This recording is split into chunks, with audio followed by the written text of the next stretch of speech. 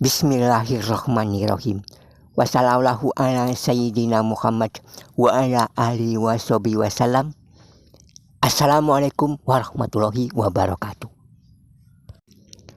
Di dalam kitab tafsir Ibnu Katsir, ketika membahas tentang surah At-Tolaq, ujung ayat 2 dan awal ayat 3. Wa may yattaqillaha yaj'al lahu makhraja wa yarzuqhu min haitsu la yahtasib wa may yatawakkal 'ala Allahi fahuwa hasbuh innallaha balighu amri qad ja'ala Allahu likulli syai'in qadra.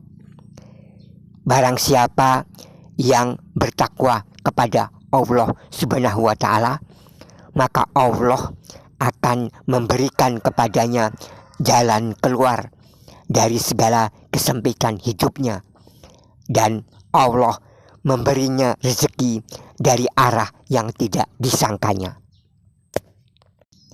Ayat ini memberi penghiburan kepada kita semua bahwa kalau kita bertakwa kepada Allah, jika kita miskin, Allah beri solusi atau rezeki dari arah yang tidak diperkirakan sebelumnya sebagai manusia.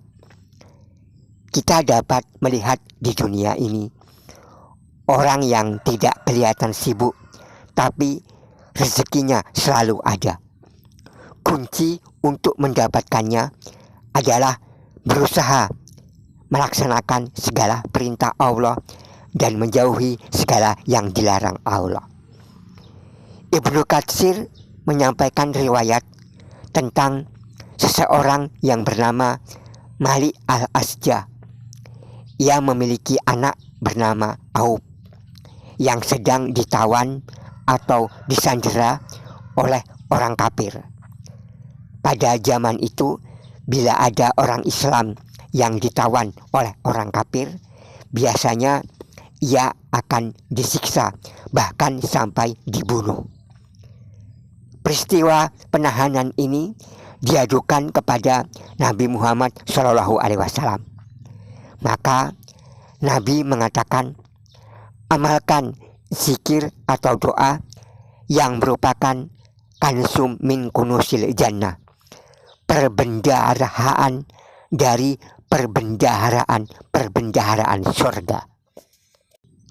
Jadi orang yang mengamalkan ini, dia sudah punya tabungan surga. Sebelum meninggal, orang yang rutin membaca zikir doa ini, maka berarti ia telah menabung buat di surga. Bila ia telah wafat meninggalkan dunia ini, maka bertemulah ia dengan tabungannya di dalam surga. Apa itu? La haula wala quwata illa billah. Tidak ada daya kecuali karena pertolongan dari Allah Subhanahu wa taala. Nabi mengatakan, amalkan ini dan minta kepada istrimu untuk mengamalkannya juga. Maka Malik al-Asja mengamalkannya siang dan malam, tidak terhitung jumlahnya. Maka tidak sampai 1 pekan, anaknya pulang, tiba-tiba ada di depan rumah. Tentu ayah dan ibunya kaget. Anaknya tidak disakiti dan tidak ditemukan bekas luka-luka penyiksaan. Anaknya pun merasa heran terhadap kejadian-kejadian yang dia rasakan ketika ia masih ditahan oleh orang-orang kafir. Ketika ditanya, bagaimana kamu bisa lepas dari musuh? Aub, anaknya itu bercerita bahwa tiba-tiba ia melihat semua orang yang menjaganya atau yang mengawasinya tertidur. Setelah ada sesuatu cahaya yang tampak bergerak, lalu menimbulkan rasa kantuk yang luar biasa buat orang-orang kafir. Lalu cahaya itu berbentuk manusia yang membuka semua tali besi yang mengikat tubuh Aub bin Malik al-Asja.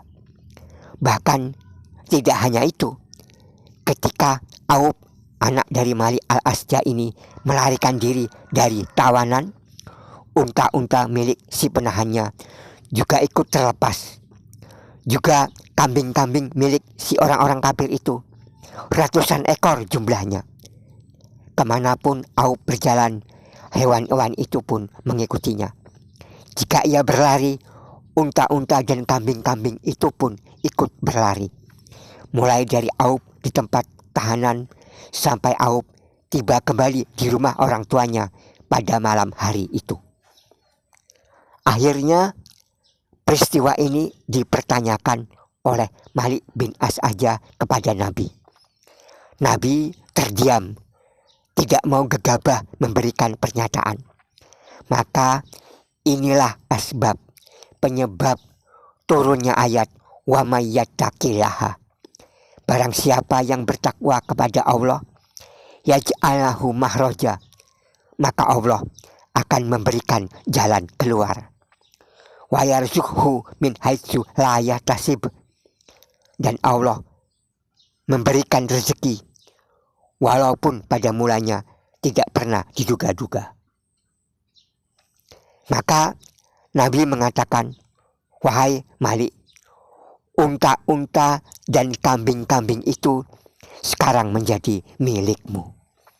Nah, karena bukan dari hasil mencuri, tapi unta dan kambing itu sendiri yang kepingin Auf menjadi majikannya.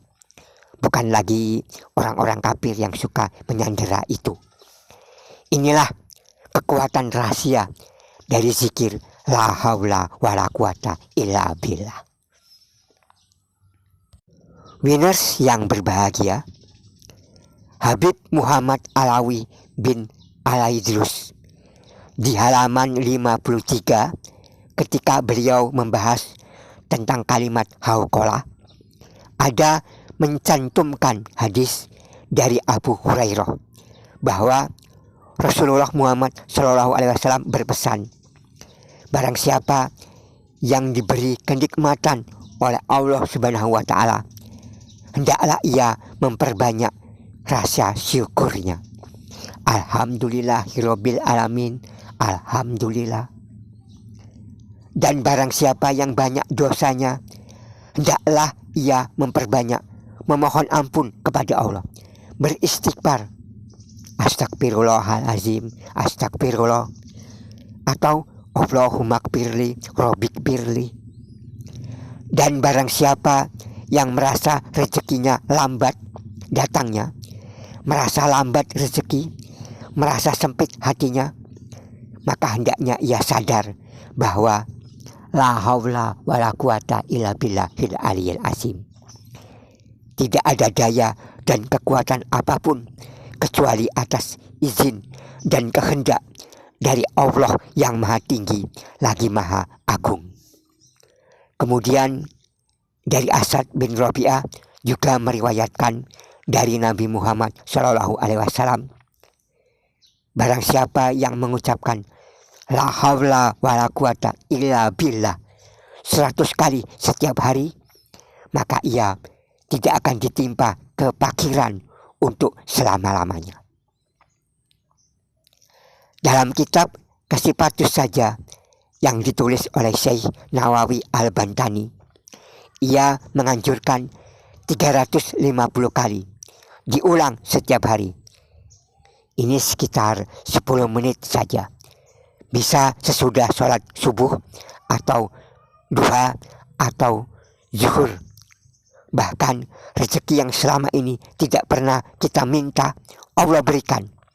Karena Allah suka dengan kesadaran kita, ketawakalan kita, penyerahan kita kepada Allah, penghayatan kita bahwa tidak akan ada daya dan upaya, usaha atau kekuatan apapun, kecuali semua itu adalah karena izin dari Allah, bantuan dan pertolongan dari Allah, karena kekuasaan Allah saja.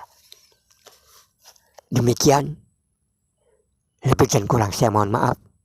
Wabillahi taufiq wal hidayah. Assalamualaikum warahmatullahi wabarakatuh.